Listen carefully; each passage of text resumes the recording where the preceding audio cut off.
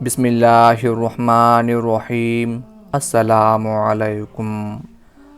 حضرت عقبہ بن نافع صحابی تو نہ تھے، لیکن حضور صلی اللہ علیہ وآلہ وسلم کی وفات سے 1 سال قبل پیدا ہوئے۔ مصر کی فتوحات میں یہ حضرت عمرو بن عاص رضی اللہ تعالی عنہ کے ساتھ رہے۔ بعد میں حضرت معاویہ رضی اللہ تعالی عنہ نے اپنے عہد خلافت میں انہیں شمالی افریقہ کے باقی ماندہ حصے کو فتح کرنے کی مہم سونپ دی۔ آپ اپنے 10,000 ساتھیوں کے ساتھ مصر سے نکل کر داد شجاعت دیتے ہوئے اور بہادری کے نئے رنگ و ڈھنگ کا مظاہرہ کرتے ہوئے طوس تک پہنچ گئے۔ آپ نے یہاں قیروان کا مشہور شہر بسایا، جس کا واقعہ بڑا ہی دلچسپ اور ایمان افروز ہے۔ آج جس جگہ قیروان آباد ہے، یہاں کبھی گھنا جنگل ہوا کرتا تھا، جس میں خونخوار درندوں اور کیڑے مکوڑوں کی بہتات تھی، جہاں کسی آبادی کا کوئی تصور بھی نہ تھا، لیکن حالات کا تقاضا اور جنگی مصلحت کی بنا پر وہی سب سے مناسب جگہ تھی، کیونکہ قرب و جوار میں بربریوں کا قہر عروج پر تھا۔ مسلمانوں کی فوج کو ان کا خطرہ لگا ہی رہتا تھا، اس لیے مستقل الگ شہر بسانے کی سخت ضرورت تھی، تاکہ دشمن کی نظر سے دور فوجی حکمت عملی اپنائی جا سکے اور تازہ دم ہو کر جنگی مہم جاری رہے۔ دراصل کسی بھی مہم کی فتح و کامیابی کے لیے از حد ضروری ہوتا ہے کہ مجاہدین اپنی کاوشوں میں یکسو ہو سکیں، منصوبوں اور منشور میں کسی قسم کا کوئی لولچک اختیار نہ کرنا پڑے، اور پورے اعتماد اور طمانینت اور وقت کے ساتھ اپنی طاقت کا جائزہ لے سکیں۔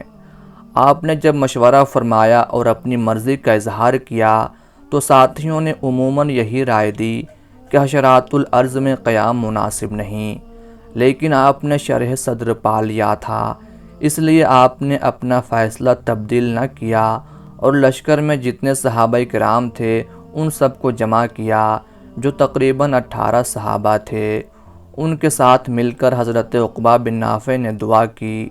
خوب گریہ وزاری اور تضرع والہانہ دعا کے بعد یہ آواز لگائی، اے درندوں اور کیڑوں، ہم رسول اللہ صلی اللہ علیہ وآلہ وسلم کے اصحاب ہیں، ہم یہاں بسنا چاہتے ہیں، لہٰذا تم یہاں سے کوچ کر جاؤ۔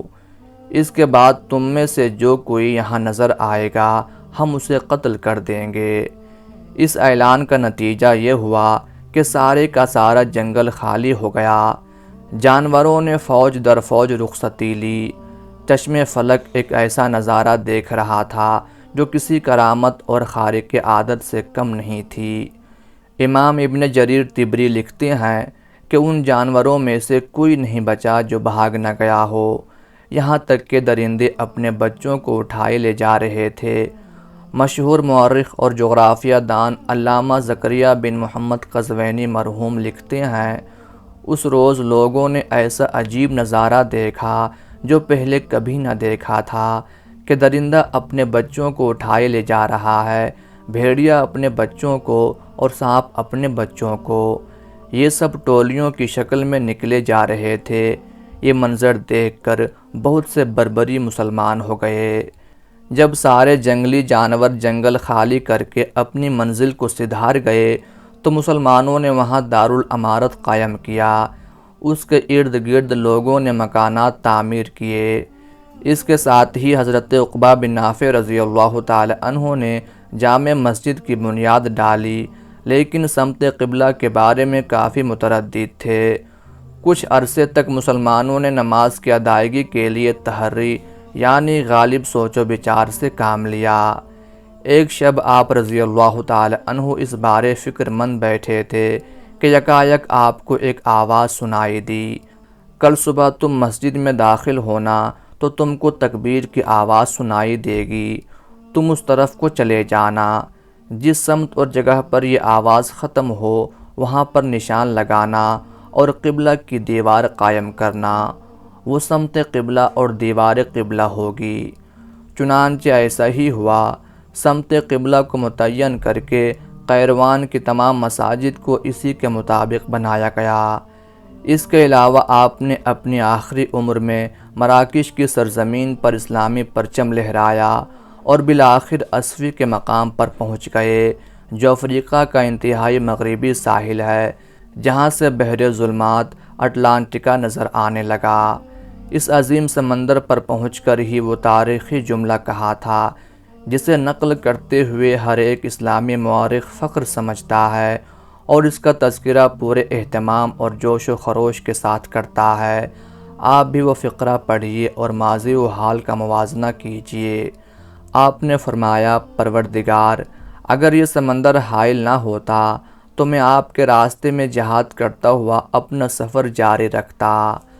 حضرت عقبہ بن نافع رضی اللہ تعالی عنہ کی یہ کرامت بھی بہت ہی حیرت انگیز اور عبرت خیز ہے کہ افریقہ کے جہادوں میں ایک مرتبہ ان کا لشکر ایک ایسے مقام پر پہنچ گیا جہاں دور دور تک پانی نایاب تھا۔